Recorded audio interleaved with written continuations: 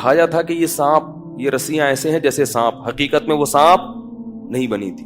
ادھر حضرت موسیٰ نے جو لاٹھی زمین پہ ڈالی تو وہ حقیقت میں اشدہا بن گئی، حقیقت میں بن گئی، اور ایک ہی لمحے میں ان ہزاروں سانپوں کو کھا گئی. قرآن کے الفاظ دیکھیں، فَأُلْقِيَ السَّحَرَةُ سُجَّدًا، جتنے جادوگر تھے سارے کے سارے لاشعوری طور پر سجدے میں ڈال دیے گئے. نہیں آ رہی بات سمجھ میں؟ یہ بلاغت ہے قرآن کی. کیا مطلب؟ مقابلہ کرنے سے پہلے تو کیا کر رہے تھے؟ مشورہ، کہ بھائی یہ دیکھیں سچا نہ ہو، جھوٹا نہ ہو. اب حضرت موسیٰ پر ایمان لانے کے لیے، اور ایمان ایسا تگڑا کہ حضرت موسیٰ کے سامنے یہ جب سجدہ جب کرتا ہے نا انسان، جب عشق میں پاگل ہو جائے، عشق میں کیا ہو جائے، یہ نہیں کہ اے موسیٰ ہم ایمان لائے، یہ تو بعد میں کہا، پہلے کس میں گرے ہیں؟ یہ بالکل ایک ایسی اندر کی کیفیت ہوتی ہے کہ جب انسان کسی کے عشق میں پاگل ہو جائے نا، بالکل اس کو یقین کر لے کہ یہ سچا ہے اور یہ بہت بزرگ و برتر ہے، تو انسان اپنے جسم کے سے جو ہے نا پہلے ثابت کرتا ہے، زبان کا استعمال بعد میں. تو قرآن کے الفاظ ہیں کہ حالانکہ پہلے مشورہ کر رہے تھے مگر اب مشورہ آپس میں نہیں کیا، ایسے دھڑام سے سجدے میں گرے ہیں کہ گویا ان کو کسی طاقت نے گرا دیا ہے، یعنی ارادہ بھی نہیں کیا. اس کو کہتے ہیں نا کہ آپ بعض دفعہ لاشعوری طور پر کسی چیز سے اتنے متاثر ہو جاتے ہیں کہ اس کے لیے آپ کو سوچنا نہیں پڑتا، بغیر سوچے وہ کام ہو جاتا ہے. اتنا متاثر ہو گئے حضرت موسیٰ سے کہ بھئی یہ تو سچا نبی ہے، یہ کیسے انہوں نے لاٹھی کو اشدہا بنا دیا، یہ تو ممکن ہی نہیں ہے. تو اب سوچنا نہیں پڑا، دھڑام سے سب کے سب ایک دم حضرت موسیٰ کے سامنے سجدے میں گر گئے. مشورہ نہیں کر رہے، ہر شخص گر گیا سجدے میں، اور پھر سب نے بیک زبان ہو کر کہا آمنا برب موسیٰ، ہم سب ایمان لائے برب العالمین، اس رب پر جو تمام جہانوں کا پالنے والا ہے، اور موسیٰ اور ہارون کے رب پہ ہم ایمان لے کر آئے. یہ منظر انہوں نے اپنی آنکھوں سے دیکھا، ان کو یقین ہو گیا کہ یہ جھوٹا پیغمبر یہ نہیں ہے، یہ جادوگر نہیں ہے، ناممکن ہے، آج تک کسی نے لاٹھی کو حقیقی معنوں میں سانپ نہیں بنایا. انہوں نے سارے ایک دم سجدے میں گر گئے. فرعون یہ منظر دیکھ رہا ہے اور کہہ رہے یہ تو لینے کے دینے پڑ گئے. جن کو مقابلے کے لیے لایا تھا وہی نہ صرف یہ کہ زبان سے کہہ رہے ہیں کہ یہ جادوگر نہیں ہے، نہیں جادوگر یہ کہہ سکتے تھے نا کہ یہ جادوگر نہیں ہے، بس یہ تو اگلا اسٹیپ ہے کہ یہ نبی ہے، پھر یہ اس سے اگلا اسٹیپ ہے کہ ہم ایمان لائے، اس سے بھی اگلا اسٹیپ ہے کہ کیا اس کے سامنے سجدے میں گر جاؤ. جو آخری انتہا تھی اس سے جادوگروں نے اپنے عمل کو اور اپنے ایمان کو شروع کیا. فرعون نے کیا منادی کی؟ اس نے لوگوں سے کہا کہ یہ دونوں پہلے سے پلان کر کے آئے تھے، یہ پری پلان ہے. یہ کیا ہے؟ ان جادوگروں نے موسیٰ اور ہارون کے ساتھ مل کے نورا کشتی کا پروگرام بنایا ہوا تھا کہ یہ بڑا جادوگر ہے اور یہ کیا ہیں؟ چھوٹے جادوگر ہیں. اور ان کا پہلے سے پلان یہ تھا کہ آپس میں ہم مقابلہ کریں گے، تم ہار جانا ہم جیت جائیں گے، جس سے آپ کا برحق ہونا ثابت ہوگا، پھر ہم مل کے فرعون کو اس کے مصر سے نکال دیں گے. یہ کس کے الفاظ ہیں؟ فرعون کے، کہ یہ سب موسیٰ کے سکھائے ہوئے ہیں اور آپس میں پہلے سے کیا کیا ہوا تھا، انہوں نے پلان کیا ہوا تھا. اللہ نے اس الزام کو بھی جادوگروں سے بری کر دیا. فرعون نے کیا کہا کہ یہ حکومت چاہتے ہیں جادوگر، نا موسیٰ کے ساتھ مل کے میری حکومت پہ قبضہ کریں گے. تو فرعون نے ان جادوگروں کو دھمکی دی، لَأُقَطِّعَنَّ أَيْدِيَكُمْ وَأَرْجُلَكُمْ مِنْ خِلَافٍ، میں تمہارے ہاتھ پاؤں مخالف سمت پہ کاٹ کے تمہیں سولی پہ لٹکا دوں گا. تو اب اگر وہ جادوگر ذرا سی حکومت کی لالچ میں یہ کام کر رہے ہوتے تو وہ فوراً کہتے نا کہ بھئی ہمارا تو مقصد کیا تھا، گورنمنٹ پہ قبضہ کرنا، اور ادھر تو 24 گھنٹے کے اندر اندر فرعون کیا کہہ رہے ہیں، لاشیں کاٹ کے لٹکا دوں گا. تو جادوگروں نے کہا کہ انما تقضی هذه فقضی ما انت قاض، اے فرعون تو جو کر سکتا ہے وہ کر لے.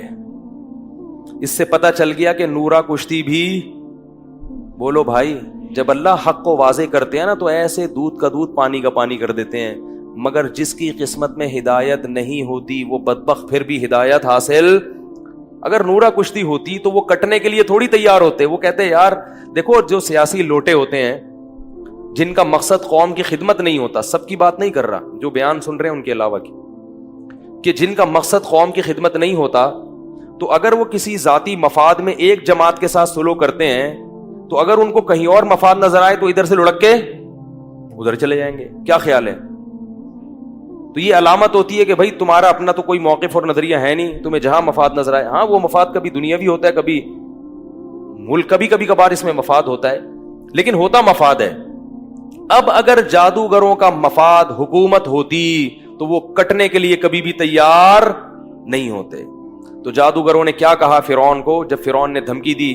جادوگروں نے کہا لن نؤثرک علی ما جاءنا من البینات, اے فرعون موسیٰ کے برحق ہونے کے جو ہمارے پاس دلائل آ گئے ہیں نا, ان دلائل پر اب ہم تجھے ہرگز ترجیح نہیں دے سکتے. وما جاءنا من الحق, اور حق ہمارے پاس آ گیا ہے, اتنا واضح آ گیا ہے کہ اب ہم تجھے ترجیح نہیں دے سکتے. انا آمنا بربنا, ہم اپنے رب پر ایمان لائے ہیں, موسیٰ پر نہیں. اصل ایمان کس پر ہے؟ موسیٰ کے رب پر. یہ تیرا اور موسیٰ کا مقابلہ نہیں ہے, یہ تیرا اور رب کا مقابلہ ہے. اس لیے یاد رکھو جو مولانا لوگ علماء جو بات آپ کو کہتے ہیں نا یہ حلال ہے, یہ ناجائز ہے, یہ کرنے کا کام, یہ نہ کرنے کا, تو فیس بک پہ ان کے خلاف کمنٹس ہوتے ہیں, تو وہ لوگ سمجھ رہے ہوتے ہیں علماء کے خلاف کمنٹس کر رہے ہیں, حقیقت میں وہ اللہ کے خلاف کمنٹس کر رہے ہوتے ہیں. اگر وہ عالم اللہ کی بات بتا رہا ہے تو اس کی مخالفت اس مولانا یا مولوی کی مخالفت نہیں ہے, وہ کس کی مخالفت ہے؟ ابھی ایک بہت ہی سیکولر ٹائپ کا آدمی ہے فیس بک پر, جنت کا بڑا مذاق اڑاتا ہے. وہ کہتا ہے جنت میں لائبریری کیوں نہیں ہوگی, یہ حوریں اور عیش پرستی کیوں ہے, یہ مولوی لوگوں کو عیش پرست کیوں بنا رہے ہیں, ایسی فضول باتیں. جنت میں لائبریری ہے بھائی, یعنی جنت میں تو علم نالج ہونی چاہیے, فضول بات. اس کا جواب ہے بہت معقول, لیکن ابھی ادھر جاؤں گا تو بات لمبی ہو جائے گی. تو یہ جنت کا جو مذاق اڑا رہا ہے کہنے کو تو وہ کہہ رہے ہیں مولوی, کیونکہ اس نے کہا یہ مولوی لوگ جو تمہیں جنت کی باتیں کرتے ہیں, حوریں ہوں گی اور یہ عیاشی ہوگی, تو یہ عیاشی کی طرف ذہن کیوں بنا رہے ہیں تمہارا, یہ تعلیم کی طرف کیوں نہیں لے کے آ رہے؟ تو یہ اعتراض مولوی پر نہیں ہے, یہ کس پر ہے بھائی؟ تو جب مرو گے تو اللہ سے پوچھ لینا کہ اللہ جنت میں لائبریری, اور میں تو کہتا ہوں اگر جنت میں بھی کتابیں ہیں تو پھر جنت میں کیوں جائے آدمی؟ کیا خیال ہے بھائی؟ جنت میں تو پڑھنا ہی, اگر جا کے بھائی یہیں تو پڑھ کے تو پاگل ہو گئے ہیں. تو سینس لیس لوگ ہیں. جنت تو اللہ کی طرف سے اعمال کا بدلہ ہے, عیش و عشرت کی جگہ ہے. یہاں عیاشی سے روک رہے ہیں, حرام عیاشی سے, تاکہ وہاں حلال عیاشی ہو سکے. تو جو مولوی پر اعتراض کر رہا ہے وہ مولوی پیروی کس پہ کر رہا ہے؟ اللہ پہ. تو اس کا جواب اللہ دے دے گا قیامت کے دن.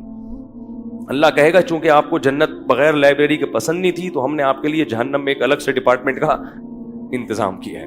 ٹھیک ہے نا؟ تو اللہ کی آیات کا جو مذاق اڑاتا ہے نا اس کا انجام بہت برا ہوتا ہے. اس لیے اپنے اس میں حد سے تجاوز مت کرو.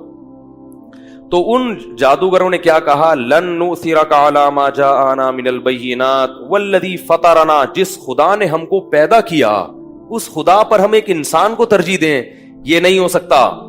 اور آگے جواب میں کیا کہہ رہے ہیں کہ انا آمنا بربنا, ہم اپنے رب پر ایمان لائے ہیں, لیغفر لنا خطایانا, تاکہ ہم نے جو پیغمبر سے مقابلہ کیا نا, یہ جو جرم ہوا, اس جرم کو وہ کیا کر دے گا؟ معاف. یہ تو بہت بڑا جرم کیا ہم نے, لیکن ہمیں پتا چلا ہے کہ ایمان پچھلے سب گناہوں کو ختم کر دے. تو اتنا بڑا پروٹوکول مل رہا ہے, اتنے فائدے مل رہے ہیں, اس کو چھوڑ کے ہم تجھ پر ایمان لے کر آئیں. اور یہ بھی کہنے لگا جادوگر, یہ دیکھو 1 سیکنڈ کا ایمان ہے لیکن کتنی حکمت اور بصیرت کی باتیں ہیں. اور یہ بھی کہنے لگا, جادوگر کہنے لگے انما تقضی ہذہ الحیات الدنیا, فرعون تو یہاں ہمیں عذاب دے گا نا تو یہاں کا عذاب بڑے سے بڑا کیا ہو سکتا ہے؟ آگ میں ڈال دے گا, مر جائیں گے, ختم ہو جائیں گے. کاٹ کے لٹکا دے گا, مر جائیں گے, ختم ہو جائیں گے. لیکن ہم جس رب پر ایمان لائے ہیں نا وہ ہمیں کیا دے گا؟ انا آمنا بربنا لیغفر لنا خطایانا وما اکرہتنا علیہ من السحر. اور آگے کہا واللہ خیر وابقا, اللہ جو انعام دے گا وہ تیرے انعام سے بھی بڑھ کر, اور تیرا انعام اگر کتنا ہی زیادہ ہو کچھ دنوں میں ختم ہو جائے گا. اللہ جو انعام دے گا وہ ختم ہونے والا, یعنی اللہ اگر تجھ سے کم درجے کا انعام بھی دے رہا ہوتا تو بھی وہ اس قابل تھا کہ اس کو لیا جائے. کیا خیال ہے بھائی؟ کیونکہ وہ تو ہمیشہ رہے گا، جبکہ اللہ ہمیشہ کا انعام بھی دے رہا ہے